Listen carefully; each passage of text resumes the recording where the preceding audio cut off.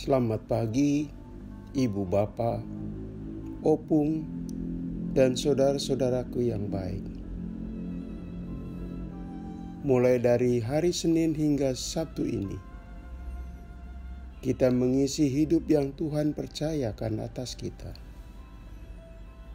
Puji syukur, hingga akhir pekan ini, dengan beragam peristiwa yang kita alami, kita tetap merasakan kasih-Nya beserta kita. Saya mengajak saudara untuk mendengar firman Tuhan dan merenungkannya. Yohanes pasal 5 ayat 6. Ketika Yesus melihat orang itu berbaring di situ, dan karena ia tahu bahwa ia telah lama dalam keadaan itu, berkatalah dia kepadanya, "Maukah engkau sembuh?"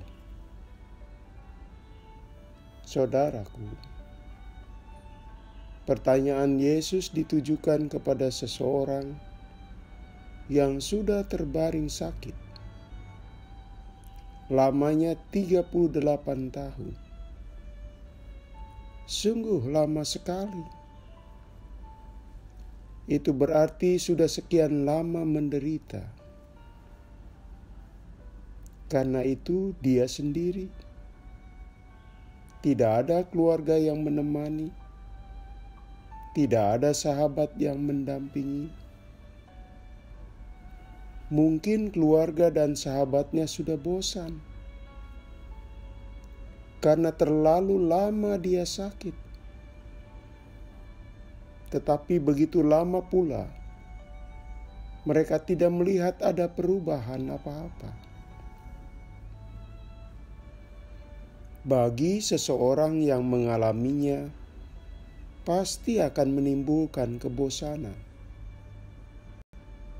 atau keputusasaan, bahkan apatis. Siapapun yang pernah mendengar, apalagi mengalami sakit 38 tahun, sungguh merupakan pengalaman berat. Demikianlah yang dialami seorang lumpuh di dekat kolam Betesda. Yesus menemuinya saat datang di kota Yerusalem. Dia menemukan seorang yang begitu lama sakit. Hatinya tergerak dengan belas kasihan. Dan karena itu Yesus bertanya, "Maukah engkau sembuh?" Pertanyaan ini, saudaraku, buat si sakit bisa jadi bukan pertanyaan baru. Barangkali sudah ratusan atau mungkin ribuan kali ia mendapat pertanyaan serupa. Tapi yang pasti dia merasa pertanyaannya yang diterimanya kali ini berbeda dibandingkan pertanyaan-pertanyaan yang pernah didengarnya. Sehingga ia masih menyimpan kepercayaan pada Yesus yang bertanya. Dia tergugah, terbukti ketika Tuhan Yesus meminta dia untuk mengangkat tilam. Spontan ia mematuhinya. Saudaraku, mukjizat pun terjadi. Orang itu bisa berdiri, pulih kembali. Tidak ada lagi lumpuh dan tidak ada lagi terbaring. Respon sang orang yang sakit ini, tanda dia percaya. Dan betul, orang itu tidak lagi menunggu waktu berdiri. berdiri sebagai orang yang sehat untuk melanjutkan kehidupan, dan berdiri untuk memasuki masa depan. Orang itu, saudaraku, tidak lagi berada dalam kubangan penderitaan tanpa akhir. Dengan mengangkat tilam dan berdiri, ia memasuki perubahan hidup.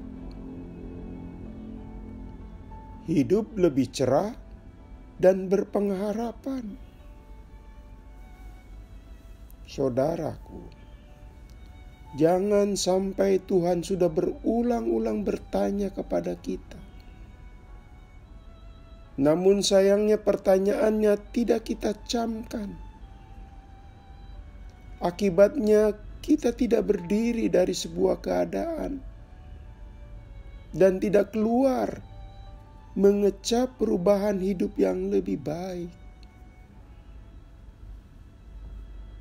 Setiap orang mendambakan mengalami perubahan dalam hidupnya. Yang sakit menjadi sembuh, yang gagal berubah menjadi berhasil. Berubah dari situasi ekonomi dan psikologis yang berat, memasuki situasi yang lebih melegakan. Kiranya dengan firman ini, perubahan pun terjadi dalam hidup kita.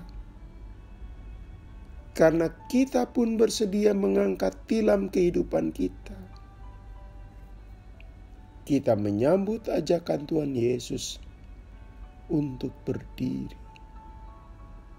Mari kita berdoa. Ya Tuhan, karuniakan kami perubahan menuju lebih baik dari situasi sulit yang membelit kami.